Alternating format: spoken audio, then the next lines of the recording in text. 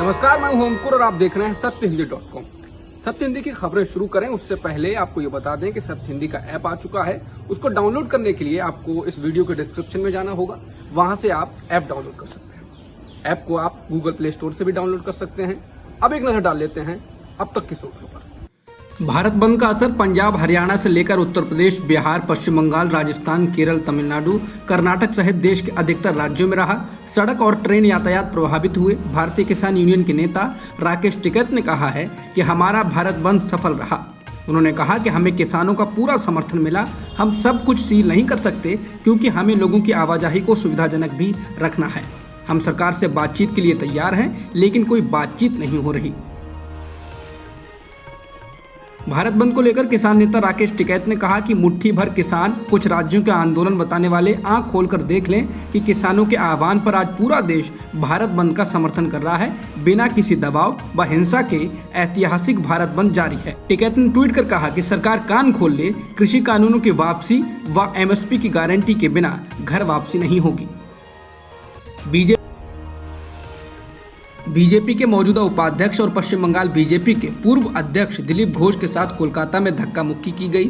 तृणमूल कांग्रेस कार्यकर्ताओं के साथ हुई झड़प में एक बीजेपी कार्यकर्ता को सिर पर चोट भी लगी। कोलकाता के भवानीपुर विधानसभा के लिए होने वाले उपचुनाव के प्रचार का आज अंतिम दिन था।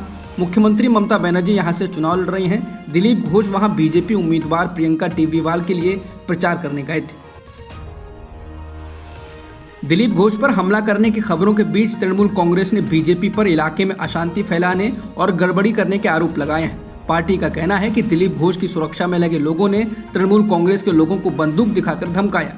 वहीं पश्चिम बंगाल बीजेपी के अध्यक्ष सुकांत मजूमदार ने आरोप लगाया है कि चुनाव प्रचार करने गए दिलीप घोष को धक्का दिया गया, लात मारी गई और धक्का मुक्की की गई। बंगाल बीजेपी के पूर्व अध्यक्ष दिलीप घोष ने पत्रकारों से कहा कि तृणमूल कांग्रेस भवानीपुर से चुनाव हार रही है, इसलिए ही उसके लोगों ने मुझ पर हमला किया, लेकिन इस तरह चुनाव नहीं लड़ा जाता है। दिलीप घोष ने टीएमसी के कार्यकर्ताओं पर गुंडागर्दी का आरोप लगाते हुए भवानीपुर उपचुनाव को स्थगित करने की मांग की। उन्होंने कहा कि जब तक यहाँ माहौल ठीक ना हो, चुनाव ना कराया जाए। दिलीप घोष ने कहा कि जिस तरीके से मुझ पर हमला हुआ, मुझे बचाने के लिए मेरे सुरक्षा कर्मियों को मजबूरी में बंदूक निकालनी पड़ी। गोवा कांग्रेस के वरिष्ठ नेता और पूर्व मुख्यमंत्री लुइजिनो फलेरियो ने आज पार्टी छोड़ दी। उन्होंने ऐसे समय पार्टी छोड़ी है जब खबरें हैं कि वो टीएमसी में शामिल होने वाले हैं। इससे पहले आज उन्होंने बंगाल के मुख्यमंत्री ममता बनर्जी की जमकर तारीफ भी की। उन्होंने ममता बनर्जी को स्ट्रीट फाइटर बताते हुए कहा कि वो ही भाजपा को कड़ी टक्कर दे सकती हैं। उन्होंने कहा कि ममता बनर्जी ने नरेंद्र मोदी को कड़ी टक्कर दी है। बंगाल में ममता का फॉर्मूला जीता है। राष्ट्रीय स्वयंसेवक संघ आरएसएस से संबंधित पत्रिका पांचजन्य ने अब अमेरिकी कंपनी अमेजॉन पर निशाना साधा है। इस पत्रिका के कवर पेज पर अमेजॉन के संस्थापक जेफ बेजोस की तस्वीर छापी गई है। इसके अलावा अमेजॉन को ईस्ट इंडिया कंपनी 2.0 बताया गया है। पांचजन्य के संपादक हितेश शंकर ने इस पत्रिका के कवर पेज को ट्वीट करते हुए लिखा है कि अमेजॉन ऐसा क्या करती है कि इसे घूस देने की जरूरत पड़ती है। क्यों इस भीमकाय कंपनी को देसी उद्यमिता, आर्थिक स्वतंत्रता और संस्कृति के लिए खतरा मानते हैं लोग। उन्होंने इसके साथ ही हैशटैग वोकल फॉर लोकल का इस्तेमाल किया। बता दें, इससे पहले पांचजन्य ने अपनी कवर स्टोरी में भारत की मशहूर आईटी कंपनी इन्फोसिस को निशाना बनाया था और इसे टुकड़े टुकड़े गैंग से जुड़ा बताया था। आरएसएस से जुड़ी पत्रिका पांचजन्य द्वारा अमेजॉन को ईस्ट इंडिया कंपनी बताने और इसको स्वदेशी उद्यमिता के लिए खतरा करार देने के कुछ घंटों के बाद ई कॉमर्स कंपनी अमेजॉन ने विक्रेताओं, कारीगरों और डिलीवरी सहित छोटे व्यवसायों पर पड़ने वाले सकारात्मक प्रभाव को बताया। अमेजॉन ने कहा कि महामारी के दौरान 3 लाख नए विक्रेता हमारे साथ जुड़े। इनमें से 75,000 स्थानीय छोटी दुकानें हैं। अमेजॉन ने इसके साथ ही अपने निर्यात को लेकर कहा कि 70,000 से अधिक भारतीय व्यवसायों को छोटे शहरों और कस्बों से जो कि मेड इन इंडिया हैं, उनको दुनिया भर में भेजने में मदद की है। अमेजॉन ने कहा कि आज महानगरों के साथ साथ टियर 2, टियर 3 और टियर 4 शहरों के 70,000 से अधिक निर्यातक हैं जो दुनिया भर के 200 देशों में ग्राहकों को मेड इन इंडिया उत्पाद बेच रहे हैं। जातीय जनगणना कराने से केंद्र सरकार के इनकार के बाद सियासी पारा बढ़ रहा है। तेजस्वी यादव के द्वारा 13 मुख्यमंत्रियों समेत 33 नेताओं को पत्र लिखने के बाद अब नीतीश कुमार ने भी इसको लेकर प्रतिक्रिया दी है। नीतीश कुमार ने कहा कि जातीय जनगणना एक जायज़ मांग है और ये समय की मांग है। ये विकास समर्थक है और ये नीति निर्माताओं को पिछड़ी जातियों को ध्यान में रखकर कल्याणकारी नीतियां बनाने में मदद करेगा। नीतीश ने कहा कि जातीय जनगणना होनी चाहिए, हम बिहार में इस मामले को लेकर सर्वदलीय बैठक बुलाएंगे।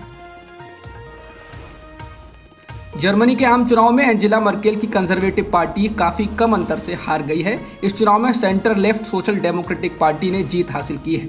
इस बार एंजेला मर्केल खुद मैदान में नहीं थी। उन्होंने पहले ही ऐलान कर दिया था कि वो इस बार चांसलर पद पर नहीं रहेंगी।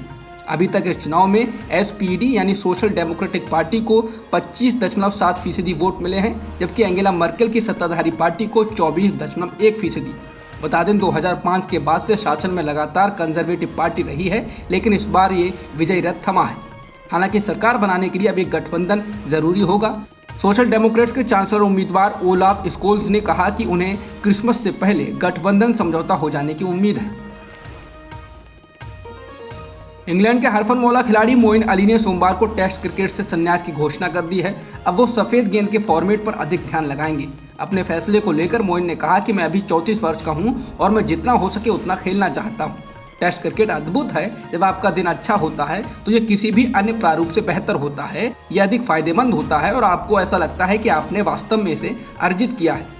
मोइन अली ने कहा कि मैंने टेस्ट क्रिकेट का बहुत आनंद लिया है और मुझे लगता है कि मैंने इसे काफी खेल लिया है। मैंने जो किया है उससे मैं खुश और संतुष्ट हूँ। अब तक की खबरों में इतना ही। बाकी खबरों के लिए बने रहिए सत्यहिंदी.com के साथ। सत्य हिंदी का ऐप डाउनलोड करें गूगल प्ले स्टोर पर।